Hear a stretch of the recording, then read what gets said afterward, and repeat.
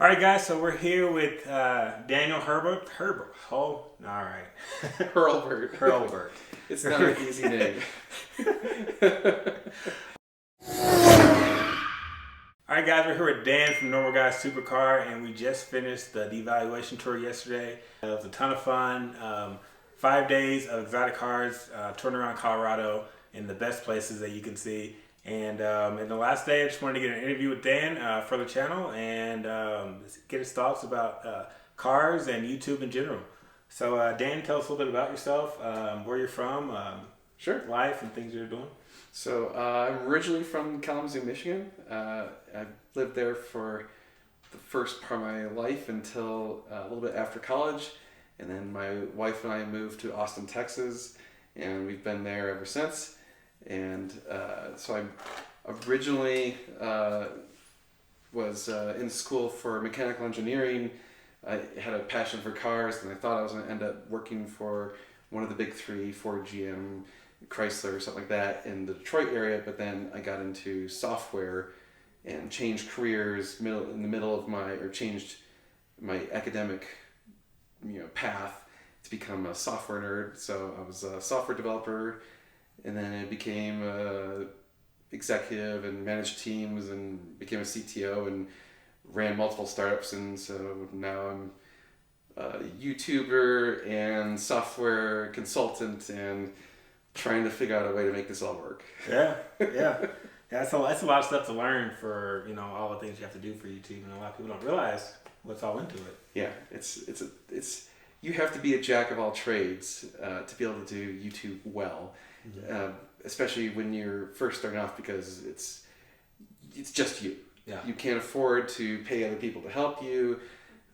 So you have to learn how to be the cameraman, how to do the sound, how to do editing, how to do lighting, how to do all that stuff, plus come up with content and become the personality of the channel. So it's a lot of work. It's definitely a lot of work. I'm starting to see that, and in the videos that I make, even though they're not that great quality, but they're getting there. There. It takes a long time, so don't short yourself. When you get really far into it, you're going to look back at your early videos and just be like, oh man, I can't believe they're so bad. And then, I'm sure the videos I made today, in a year from now, I'm going to look back and be like, oh, they're terrible. Yeah, for sure. Always improve. So, what is your first memory of cars? Your first love, the first car you saw that just piqued your attention? So actually, I would say my love of cars predates actual cars. My brother and I, when we were kids, were really into RC cars. Oh, nice. And actually, even before that, I would say we were into Legos.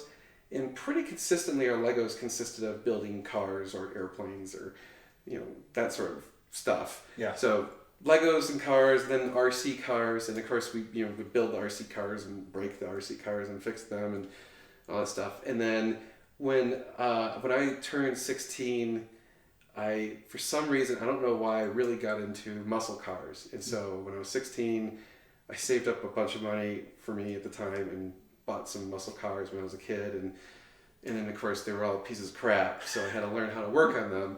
And so I would say my earliest memories of cars that are really vivid is wrenching on my first car and just learning the hard way how to do all this stuff on cars, because no one in my immediate family was mechanically into cars. My mother and father aren't, they don't know how to, they're not mechanics. My dad was an accountant, so he doesn't know anything about cars. Yeah. And so I had to learn through friends or through, I even took some community college classes when I was in high school just to learn how to work on cars. I begged my parents, can you please send me to community college so I can take this class, and they let me, and it was really cool.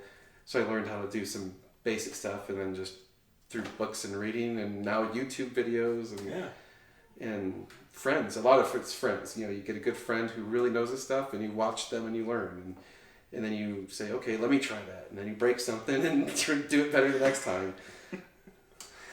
Yeah, definitely broken a lot of stuff. Mostly transmissions for me. Oh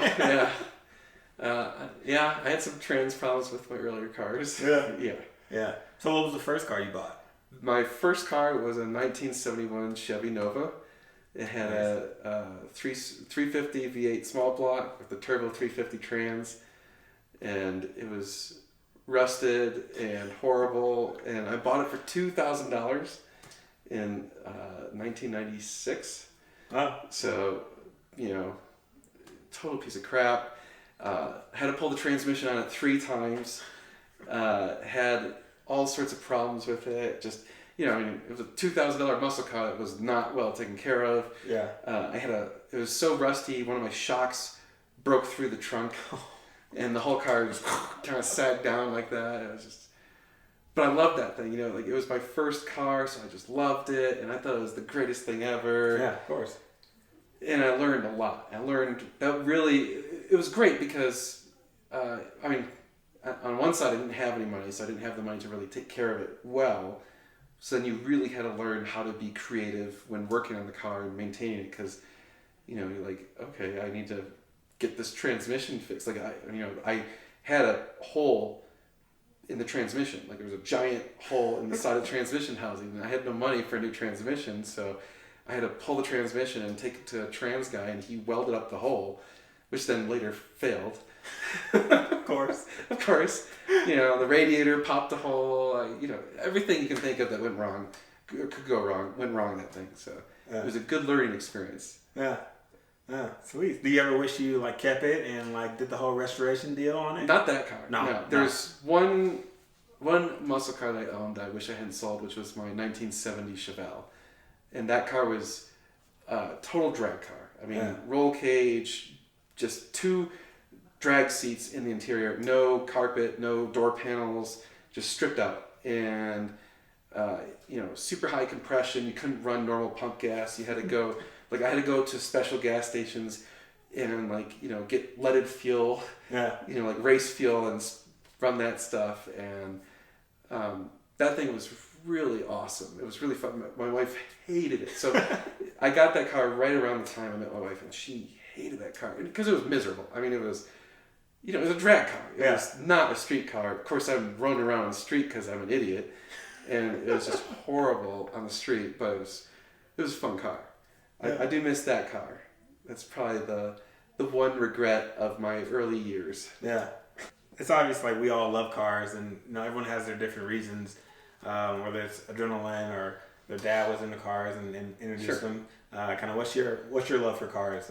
It's challenging to learn how to work on them. I like wrenching on them, even though I'm arguably not a very good mechanic. I'm probably a pretty terrible mechanic.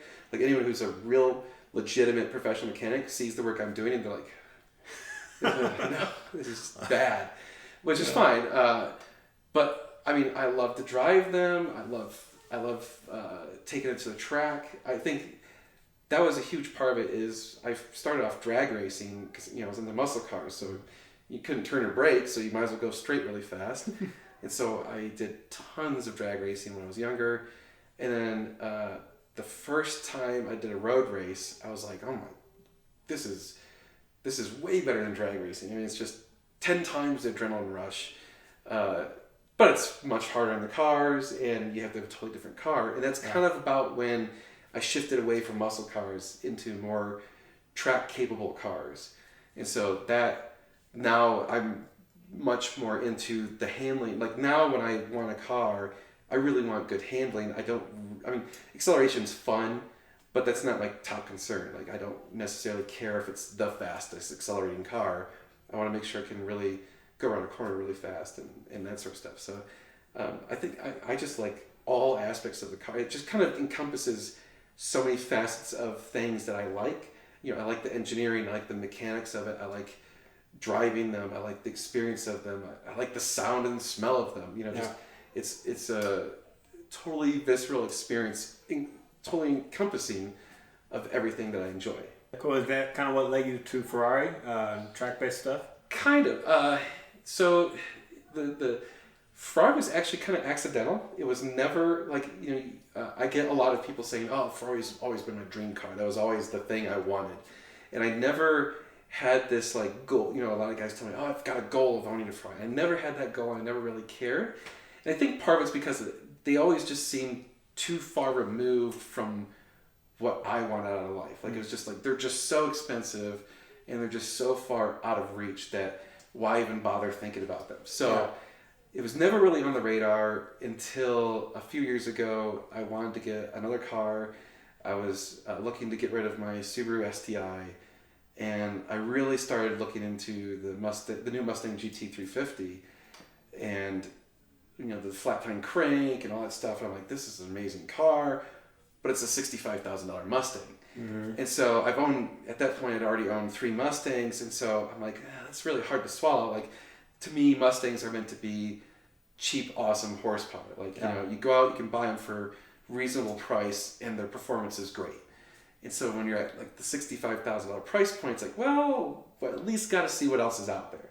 And so I started just saying, searching Auto Trader and eBay and whatever, what can I buy for $65,000? And I stumbled on Ferrari 360s, and I'm like, okay.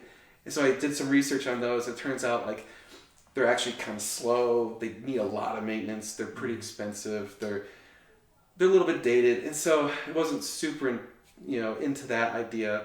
So I'm like, well, what if I spend a little bit more? Of course, right? Of course. What if I go a little further, get further down the hole?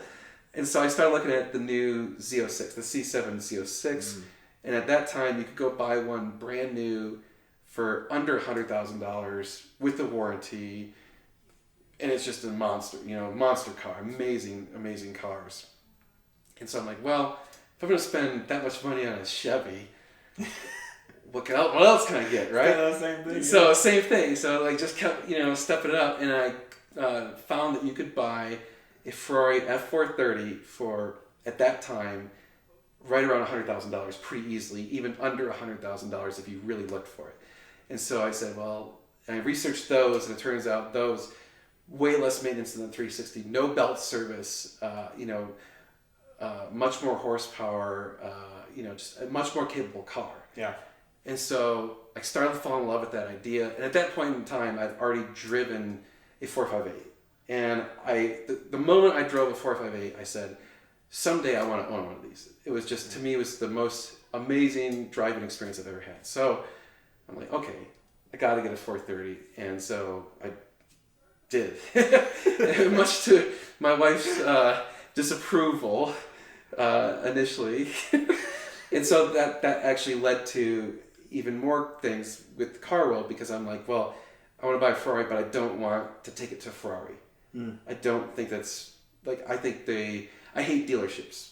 Sorry, any dealerships. I hate taking cars to dealerships because I feel like they're there to make money, not to do it right. Of course. I would much rather take it to like an indie shop, someone like my friend Josh. So, but I said, well, if I'm going to buy this thing, I need to work on it myself and maintain it myself. And so that's where it all kind of began. Crazy story of how you went from a Mustang to a Ferrari. It's two totally different worlds. Yeah. But like I said, I never thought, the Ferrari was not on my radar. Yeah. I mean, like I said, I've owned 3 Mustangs, I've had muscle cars, I've had STI, all these other, reasonably affordable, fun cars that are awesome. And also there's just this huge, like, the Ferrari was more than twice the price of any other car I'd ever purchased in my life. Yeah. And so it was huge. Like, I remember driving home the whole time going, what have I done? What have I done? And of course you read all these stories and you see all these videos of people talk about these things, and you're like, oh my God, it's going to catch on fire. Oh, it's going to immediately break down. Like, the transmission is going to drop out of this thing. Like, you hear so many horror stories about Ferraris that are all anecdotal, and you never hear them from the actual owners. Yeah. And so I slowly found out, like, every time I went out and started up the Ferrari, I was like, oh, it started just fine. Oh, nothing's broken. Oh, it actually is pretty reliable. In fact, I drove that thing 24,000 miles, and it never once failed to start or left me stranded or had any problems. Yeah. I mean, it just had maintenance, normal maintenance. Normal car. That's it. Yeah. So and that's, again, it kind of helped build the whole concept behind my YouTube channel, is that whole experience just led itself naturally to making videos about it. Yeah, well, that was going to be my next question of why you started your channel and how you came about it. And so, so it literally was when I bought the 430, When I was younger, we had done. My brother and I used to make some videos. We did like a cable access TV show. It was like marginally successful. So like I liked the idea of filming stuff and editing stuff. It was fun. I never was like all that good at it, but I just kind of, when I got the 430, I literally Googled how to change the oil on a Ferrari 430, thinking there's gonna be videos all over the internet. Yeah. Like certainly on YouTube. And there was like nothing. It was like zero. And I'm like, how is this possible? And then of course I'm going, maybe I made a huge mistake and maybe this is really hard. Maybe no one's done it because it's actually impossible, or you gotta have special tools or whatever, right? Like, you always hear about that or think that, oh, it's a Ferrari. Yeah. But it's really hard. And so I'm like, well, if I'm gonna be the first idiot to do this at home, I'm gonna document it so other idiots can join me and we can all be idiots with Ferraris together and work on these cars ourselves. And so I kind of wanted to demystify the Ferrari like mystique, there's so many myths and so many weird things about Ferraris, and they're all crap. It's almost all crap. And so I was like, well, let's document it and let's show that's crap and really show what it's like. And that's how it began. And now it's evolved into, my channel is pretty much exclusively the ownership experience of supercars, what it's really like to own and maintain and drive them and experience them. So everything all encompassing a real human being's perspective on these things, not some crazy YouTuber who's like doing donuts and getting pulled over and buying a new car every week, because that's not reality. Yeah, that's kind of the thing you kind of see with this clouded kind of thing around supercars where it's like, I don't know how to do it, I don't know how to get one. If I get one, do I have to take it to the dealership all the time to get a service? Exactly. Like, what do you do? So, exactly. And so that evolved into some of the business I do now, where I literally have consultation phone calls with people who are looking to buy supercars, and a lot of it is me going over with them how to actually buy these cars and what to expect, and and that basically answering their questions and kind of putting them at ease that this is actually an okay idea. So many, because if you're not super wealthy and you want to buy a car that costs as much as a house, that's a big deal. It's what am I doing? I'm spending over 6 figures on a car. Yeah. That's what the hell? So then you start questioning, am I an idiot for doing this? And then is it gonna just break down? And then am I gonna take it to the dealership and they're gonna charge me $20,000 to fix it? You just Yeah. So you just don't. That's what I like to break those myths and really explain. It's not really true. It's like not even in a supercar. What is the best drive you've ever had? Tour wise, just by yourself wise, supercar, non-supercar, overall the best drive you've ever had? I mean, this last drive we did was pretty amazing. Scenery wise, weather wise, the roads. I mean, 5 days, that I've been out here, 5 days, 1,200 miles of just crazy, awesome driving. That's pretty hard to beat. I'm kind of spoiled in a sense. I've done so many, and I would say that's part of it's a function of my YouTube stuff, right? The YouTubing part of it has led me to do things that I probably wouldn't have otherwise done. I've done a bunch of rallies and tours and road trips and track time and lots of track time, and so I'm doing my best to get the most out of my car. I don't want to leave this thing to the next person to own it without having just thrashed the crap out of it and driven it super hard and gotten every last bit of enjoyment I think possible out of that car. Yeah. So in that sense, I mean, there's so many, I could probably go on for a half an hour talking about amazing drives I've had and why each one was so different and unique and awesome. And so the thing I would tell people is, please drive these cars. I hate hearing about them sitting in garages and rotting. Yeah. And it's like, you bought it to be a car. You bought it to drive it.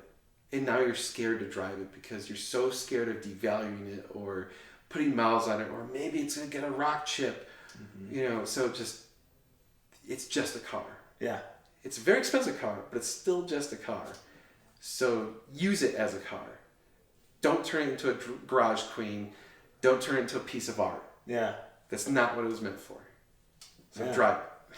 Yeah, I think it's a really good way of like looking at it and, squeezing every ounce of enjoyment you can. Yeah. And then, you can move on to something else. You've experienced it the way you wanted to. I would say I've done my best. I drove my 430 over the 2.5 years I owned it or so, a little bit more than that, I guess. I drove it 25,000 miles, which for a Ferrari is almost unheard of. This car, I put 18,000 miles in the first year of ownership. Wow. And it had 16 when I bought it. So it was a 9-year-old car with 16,000 miles, and I more than doubled it in 1 year. Wow. So I am not afraid to drive these things. I want to use them. And the best part is the more you drive it, the more reliable they are. Mm-hmm. And the less problems you have. You have more like consumable maintenance, but less problems. Yeah. All right. So, that's pretty much a wrap on the interview, Dan, but I got one more question. I know everyone's wondering, what do you have to do to get one of these cars? What kind of job do you have to do? And I think kind of that's like the wrong question because you can make money in any field. Yes. So what I want to know is, what are the 3 things that you would say would put you in a position to be the most successful in the field that you pick? Sure. It's that. So funny enough, that is the single biggest question that you get asked when, especially from strangers. Strangers meet you, they see you have a Ferrari, and they always want to know, what did you do for a living, or how'd you afford that, or how much did it cost? Yeah. And you go up to any Ferrari owner, and they're going to tell you the same thing. They've been asked that so many times, and you never really know exactly how to answer it, right? because number one, you don't want to be a douchebag and be like, oh, I paid a lot of money for it. And the other problem about career advice is it's unique to each person. There's certain things that you can make some generic platitudes about career success, but it doesn't necessarily apply to everyone. So I've kind of figured out a few things that I like to tell people about if this is truly one of the things you want to achieve in your life. There's a few ways you've got to look at your career and your life and the sacrifices you're going to have to make. So the first thing I hate is when people say, I have a goal of owning a Ferrari. And I'm like, that's a shitty goal. Owning a Ferrari is an absolutely terrible goal. Anything physical or monetary is a bad goal because they're not good motivators. Yeah. So when you really think about it, it's do you really, does the idea of having a $150,000 car really get you that motivated where you're willing to sacrifice hard work? No. So what I say is find goals relevant to your actual career. So my goals in my career were always I want to achieve these objectives for my career path. Early on in my career I said, my next job, I want to make sure that I'm learning how to manage people so that I can now manage people. And so that's what I would do. I would specifically try and get my manager to get me jobs where I could, or tasks or whatever, where I'd learn how to manage people so I could become a manager. And then I became a manager. And so I was like, okay, now I want to learn how to become an executive. I want to learn how the business side of things work and how to really run a big team and create, a business. Yeah. And so that's what I did. And so those goals just progressed my career. So I'm always setting, obtainable goals. I don't know if you've heard the SMART acronym. Okay, guys, a bit of a change of scenery. Sorry, I messed up on the audio there. Lost a lot of footage. But we're here at Berheim Farms. So what Dan was talking about there was using SMART goals: specific, measurable, attainable, relevant, and time-based. And so instead of going after something like a car, go after your goal, and that goal will eventually get you to the place where you can afford such cars. So thanks, guys. Back to the program. Not about the reward of achieving it. My goal in trying to become a CTO was never, I want to make a bunch of money. Yeah. Right? That will come with the progression of your career. Mm-hmm. Now, the problem with that is you might be in a career where literally cannot make enough money, even if you're at the pinnacle of the career, to afford one of these cars. Because let's be real, they're very expensive cars. It's 100% optional expense. Yeah. So if that's really that important to you, then you need to figure out a career path that can afford these. But with that, the second thing is you have to be able to sacrifice. People come up to me and they're like, "Oh man, you're so lucky you bought that car," and I'm like, I worked really, really hard for over 20 years before I could afford a Ferrari, and in that time, I owned total shit boxes. I lived in a small house. I saved a bunch of money. I worked 80, 90, even 100-hour weeks when I had to. I always volunteered to take on the hardest tasks in my job. Yeah. So when my manager would say, "Here's this really difficult bullshit thing, who's going to take that on?" I'm like, "I'll do it. Yeah. I'm going to take it on because I want to achieve that in my career." So you've got to be able to sacrifice. You have to be able to be willing to defer the rewards to a later point in your life. So you sacrifice today for a better tomorrow. And even when I finally was able to, arguably I could have afforded this car years and years before I actually did, but it wasn't on my radar as a thing, and I still didn't feel like I was at where I wanted to be comfortable enough to afford it, because I didn't want to just like scrape by, like the equivalent of being like house poor. I didn't want to be car poor. Yeah. Where it's like, yeah, I got the Ferrari, but ooh man, we're buying new tires. Ooh, it's gonna be a stretch on the budget. Like that's not a good place to be. You don't want to be there. You want to be able to comfortably afford it. So, in the meantime, buy crappy used cars. Save money. Buy a smaller house. Don't, and at the same time, spend money where it makes sense. Like, vacations I think are really important. Reset your brain. Get out of your mindset at least once or twice a year, and reset. It's important, because otherwise you're going to burn out and you're going to hate your job and hate your life and all sorts of things. So I guess that's two things I covered. I don't know about a third one. I don't know. I kind of covered a lot of points in the you did. I think that's pretty good. We'll go with like 2.75. It was almost 3. I think it's a lot of good points, and you read a lot of books about saying exactly the same things you're saying. Totally. In personal development. So I think that's perfect. Absolutely. And that's another big thing. Like, take the time to better yourself. Whether it's reading books or exercising or meditating or whatever it is that works for you. Those are important things. I try and make sure to read. Like, I hated books as a kid. I'm a terrible reader. I read very slow. I'm not very good at it, but I now force myself to read a lot of books. I probably read 20, 30 books a year just on like how to improve my job, how to do this better.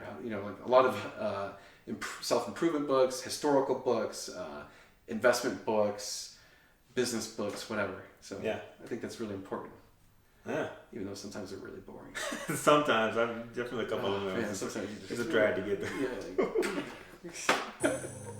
Dan, thanks. I really appreciate you sitting down and having an interview with me, and I appreciate you putting together the tour and allowing someone like me to come along and enjoy and drive some really cool roads. I appreciate it. Guys, go to his channel, watch all the videos he has on Ferraris. If you need any parts for your exotic car, he has a website, consultation services. Dan's in a lot of things, and if you haven't seen him, I don't know why you wouldn't have, but if you haven't seen him, go check out his channel. And Dan, thank you for this. Absolutely. Thank you so much.